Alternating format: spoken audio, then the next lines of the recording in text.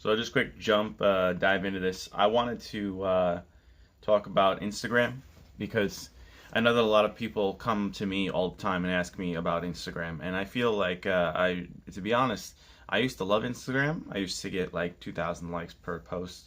I used to think there was a future in Instagram, sure, but I think that now it's basically fallen off so hard that I kind of just thought to myself, I really always wanted to be on YouTube, but I knew that YouTube required a lot more work. Like just taking a photo and editing the photo and then posting it and seeing how people reacted to it was like, all right, this is cool. People really like this stuff, but is there really a career in it? Is this going to let me quit my day job? And YouTube is the first thing that I do when I wake up in the morning. It's the first thing I do, when I go to sleep. It's the last thing I do when I go to sleep.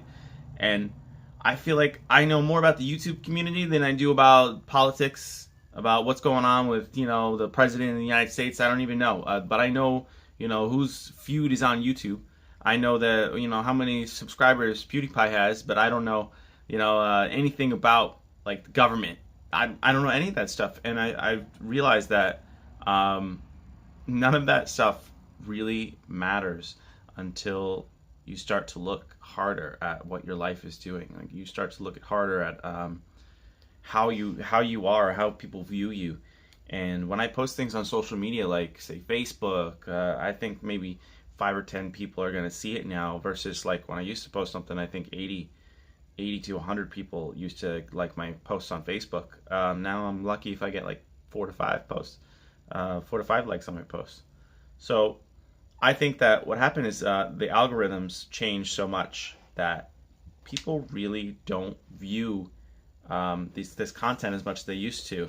That doesn't mean that Facebook and Instagram are completely dead. Of course, people still are on Instagram every single day, and some people are obsessed with it. But as far as creators go, I think that the more creative we are on that platform, or the more work we put on the platform, we're kind of shunned to the bottom now.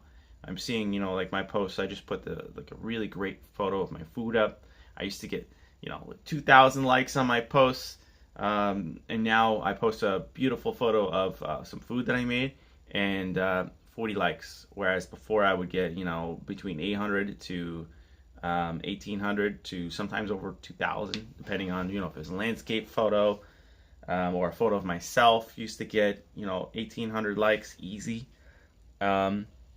And this is kind of funny to go from I always say, like, it wasn't about the content, but on YouTube everything is about the content and the story, and on Instagram everything is also about the story. And somewhere along the line I think I just fell off, and my story started not being told by Instagram. So like Instagram stopped telling my followers about my story, and I really feel like that kind of turned things sideways, and I stopped posting. I stopped caring about it because like, who's gonna post something when the algorithm obviously is clearly screwing you up? And I might post something on YouTube, and I know that, like, this content is gonna be on YouTube forever, right? But on Instagram, if you post something on your feed, like, it goes down to the bottom, and then people aren't going to scroll all the way down there to look at it. But on YouTube, this video could be popular a year from now. This video could be popular 2 years from now. Like, I watched a video with Mr. Beast and with Casey Neistat. I followed Casey Neistat from the beginning. I followed Casey Neistat before he was even super famous. Just doing YouTube videos about New York City, and I used to love it because I live in Long Island. And I was watching my two of my favorite YouTubers talk to each other, and Mr. Beast is only 20 years old, and he's talking about how he had to grind it out and used to make videos to himself. Like in 2015, he made a video to his future self. I thought that was really funny because this could be a video to my future self right here, and that's the difference between Instagram, Facebook, and YouTube. And YouTube is just such an upcoming platform. It's been around for so long now, and it's been a part of my life for so long, and I've always wanted to make videos, but I never knew what kind of content to post. And people used to just tell me, just talk.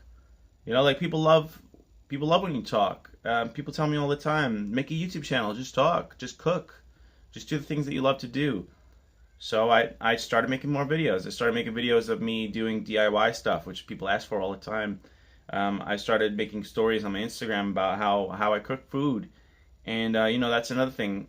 There's no niche on YouTube, which I love. You can be just yourself.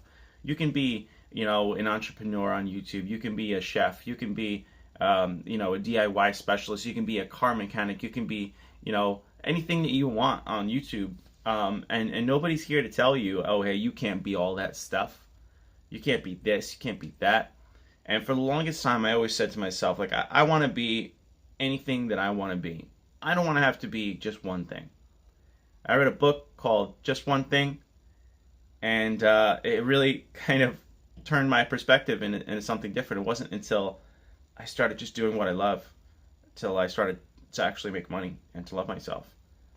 And, you know, having a DWI for 2 years, and not being able to leave my house was really fucked up, right? Because I can't follow my dreams. I can't pursue anything. I can't even go to the grocery store because it's too far away, you know? I have to have somebody give me a ride to everywhere that I go, or I have to pay an Uber, you know, like a ridiculous amount of money, like, you know, $25 just to get to the grocery store, like, and, you know, that really put a damper on my life, but it gave me a perspective on my future. It forced me to be an entrepreneur. It forced me to be on the computer. It forced me to be online, because that was the only way I was going to keep my apartment. You know, I did this all by myself, and I really think that the future is here on YouTube. And I keep telling people how to do it.